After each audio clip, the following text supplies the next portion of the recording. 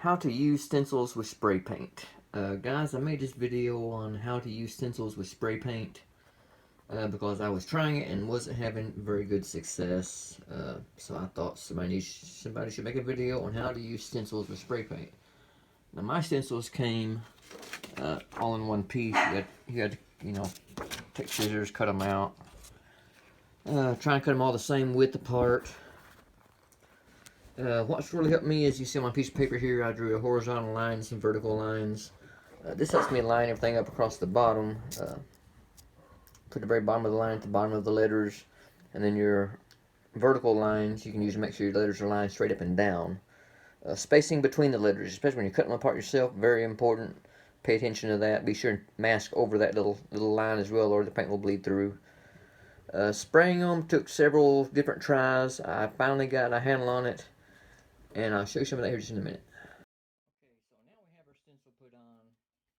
Got it taped, everything masked off. And what you want to do is hold your can back about 16 inches. Pretty good ways. You don't want it up very close at all.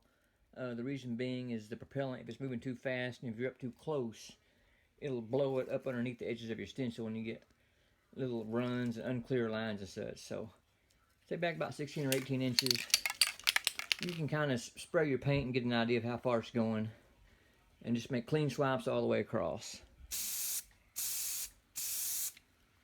Just like that. Now another key part of this is pulling your stencils off.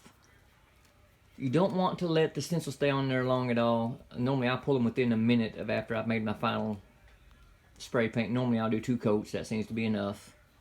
If you wait more than a minute, if you wait several minutes, the paint starts to dry, and this paint is on your item and it's also on the stencil.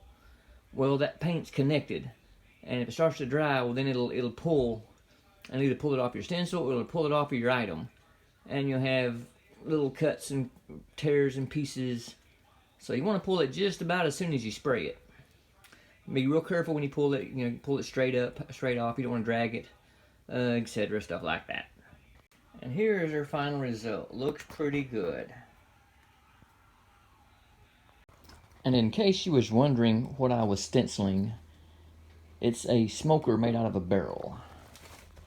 And look at them stencils. That looks good.